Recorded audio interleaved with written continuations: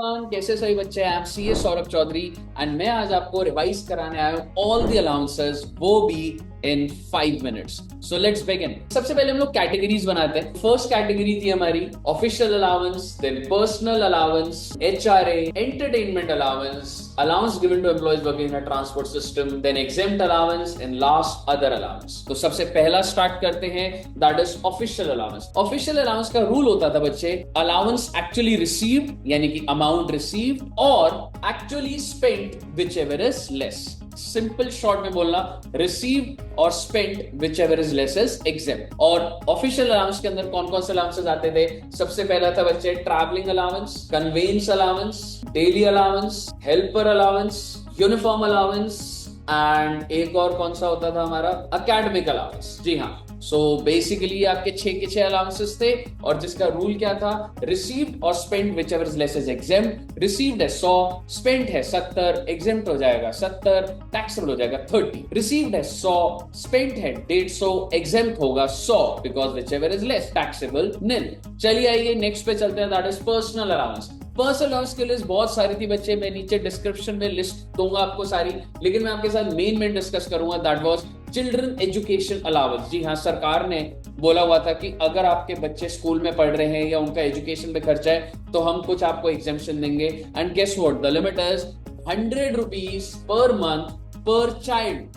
कितनी ज्यादा है? 100 rupees per month per child, maximum 2 children. Then children hostel allowance 300 rupees per month per child, maximum 2 children. Transport allowance 1600 होती थी पहले, अब हट गई है। 1600 नॉर्मल लोगों के लिए होती थी पर मंथ जो एग्जेम्प्ट होती थी, अब हट गई है। Now it is only 3200 per month only for handicap, यानी कि ट्रांसपोर्ट अलाउंस की exemption is available only for handicap person और वो कितने रुपए की लिमिट है, 3200 पर मंथ। एंड ये आपका ट्रांसपोर्ट अलाउंस है। Then you have tribal allowance, that is 200 पर मंथ। ऐसे करके बच्चे इसमें 7-8 अलाउंसेस हैं, पर मैंने आपके साथ मेन डिस्कस करी। इसका रूल क्या होता था, एक्चुअल रिसीव्ड यानी कि मान लो मुझे चिल्ड्रन एजुकेशन अलाउंस कुछ मिला और limit specified which ever is less is exempt. यहाँ पे स्पेंट का कुछ देखना ही नहीं है, रिसीव और limit which ever is less is exempt. अब आगे बढ़ते हैं हाउस रेंट अलाउंस पे। हाउस रेंट अलाउंस की एग्जेम्पशन तब मिलती है अगर आपको एचआरए मिल रहा हो और अगर आप रेंट पे कर रहे हो।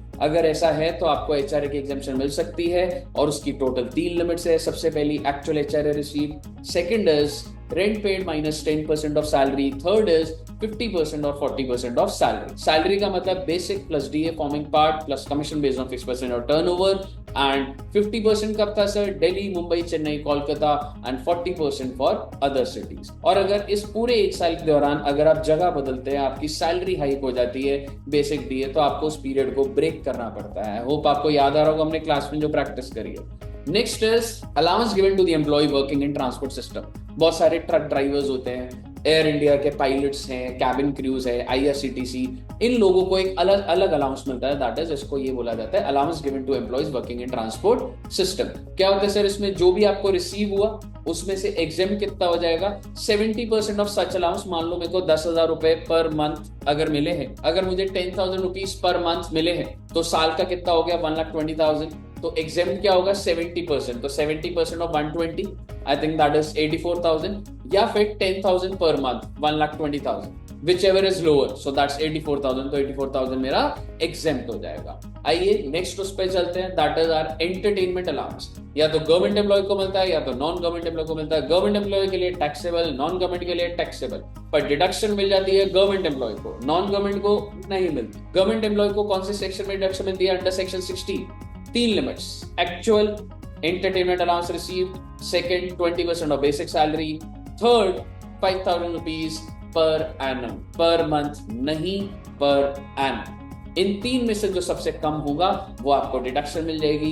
एंड सपोज करिए लिमिट नंबर ए है 10,000, लिमिट नंबर बी है 8,000, लिमिट नंबर सी है 5,000, तो 5,000 से ऊपर तो मैं नहीं जा सकता ना। सो गवर्नमेंट ने सेट कर दिया दैट मिनिमम आपको मैक्सिमम कितना मिलेगा बच्चे, 5,000 रुपीज।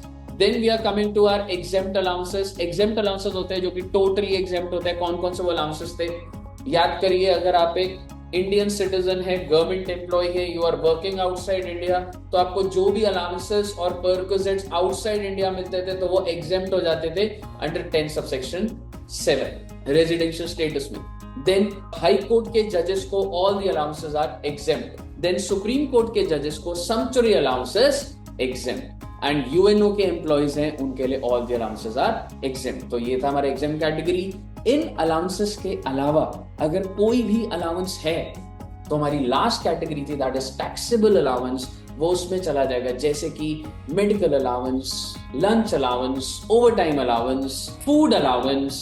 तो कोई भी नाम से अलाउंस हो सकता है बच्चे, टिफिन अलाउंस, व्हाटएवर, वो सारे के सारे क्या हो जाएंगे, टैक्सेबल। आई होप आपका सारा अलाउंस रिवाइज हो गया होगा।